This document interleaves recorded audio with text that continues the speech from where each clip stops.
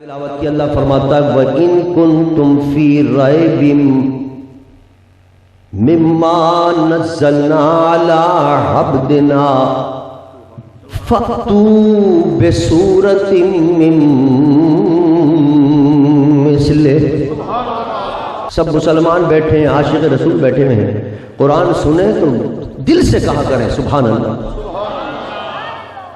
وَإِن كُنتُمْ فِي رَيْبٍ مِّمَّا نَزَّلْنَا عَلَىٰ عَبْدِنَا فَأْتُوا بِسُورَةٍ مِّن مِّثْلِهِ۔ اگر تمہیں شک ہے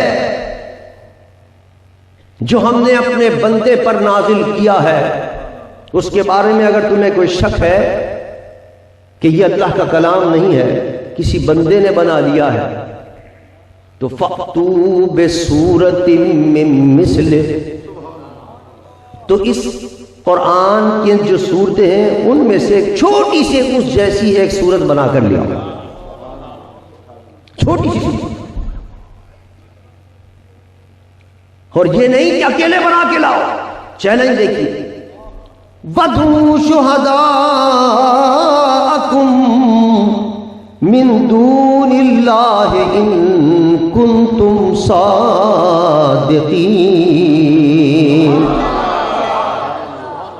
اپنے ساتھیوں کو بھی بلا لو، اپنے دوستوں کو بلا لو، اور سب جمع ہو کر پورا زور لگاؤ اور سب مل کر قرآن کی ایک چھوٹی صورت بنا کے لے آؤ۔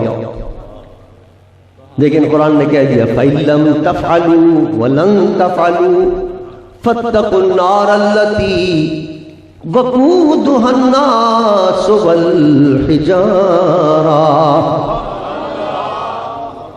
نہ کوئی لا سکا ہے آج تک اور نہ قیامت تک کوئی لا سکے گا۔ یہ قرآن کا چیلنج آج بھی فضاؤں میں گونج رہا ہے، چیلنج کہ اگر تم قرآن کو اللہ کا کلام نہیں سمجھتے تو لے آؤ اس جیسی صورت بنا کر۔ اب آپ اندازہ کریں کہ عرب کے بڑے بڑے شہسوار جن کو اپنے کلام پر ناز تھا،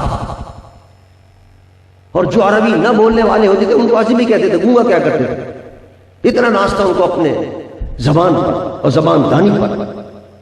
لیکن جب خانہ کعبہ پر اپنے اپنے اشعار لا کے لٹکا دیا کرتے تھے اور بڑے بڑے شعراء اس کو دیکھتے تھے، اور اس کے مقابلے کے اندر ایک شاعر دوسرا اپنا کلام پیش کرتا تھا، اس کے مقابلے وہ اپنا کلام پیش کرتا تھا، لیکن ایک صحابی نے خانہ کعبہ پر لکھ کے لگا دیا اِنَّا أَعْطَيْنَاكَ الْكَوْثَرَ فَصَلِّ لِرَبِّكَ وَانْحَرْ إِنَّ شَأْنِئَكَ هُوَ الْأَبْتَرُ۔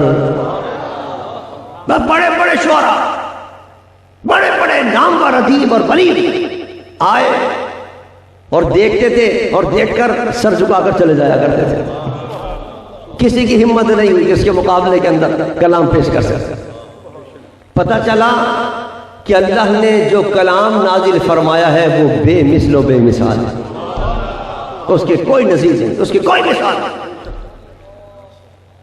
یہ قرآن کی تفسیر تو جو میں نے بیان کی اس صورت کے اندر ہے، جبکہ ہم فَأْتُوا بِسُورَةٍ مِّن مِّثْلِهِ کی ضمیر مَا نَزَّلْنَا کی طرف ہے۔ تو یہ جو میں نے تفسیر بیان کی، یہ تفسیر اس صورت کے اندر ہے جبکہ من مثلہ کی ضمیر ما نزلنا کی طرف پھیری جائے، تب اس کے یہ معنی ہوں گے جو میں نے بیان کیے کہ قرآن جیسی کوئی صورت لے آؤ، قرآن جیسی کوئی صورت لے آؤ، لیکن قرآن جیسی صورت تم نہیں لا سکتے۔ پتہ چلا قرآن بے مثل و بے مثال ہے، لیکن علماء نے اس کے ایک اور معنی بھی بیان کیا۔ علماء کہتے ہیں یہ ہی کی ضمیر ما نزلنا کی طرف نہیں بلکہ اب کی طرف ضمیر ہے، اب معنی مختلف ہو جائیں گے، اب معنی یہ بنیں گے اس کے۔ اللہ فرماتا ہے ارے میرے محبوب جیسا کوئی لے کر تو آؤ جو قرآن کو سنا دے۔ ہی کی ضمیر اب کی طرف ہو تو معنی یہ ہوں گے۔ اللہ فرماتا ہے جس بندے پر میں نے نازل کیا ہے وہ محمد مصطفیٰ جیسی کوئی مثال تو لے کر آؤ۔ پتا چلا کہ قرآن بھی بے مثل و بے مثال، اور قرآن جس پر نازل ہوا وہ صاحب قرآن بھی بے مثل ہے، قرآن کا جواب بھی نہیں، صاحب قرآن کا جواب بھی نہیں، قرآن بھی بے مثل ہے، صاحب قرآن بھی بے مثل ہے، قرآن بھی بے مثال ہے، صاحب قرآن بھی بے مثال ہے، اس کا بھی ثانی نہیں، اس کا بھی ثانی نہیں۔ اللہ نے دونوں کو بے مثل و بے مثال بنا کر بھیجا ہے، قرآن کو بھی اور قرآن جس پر نازل کیا اس محمد مصطفیٰ کو بھی بے مثل بنا کر بھیجا۔ ہائے ہائے، وہ کسی شاعر نے خوب کہا، کوئی مثل مصطفیٰ کا کبھی تھا نہ ہے نہ ہوگا۔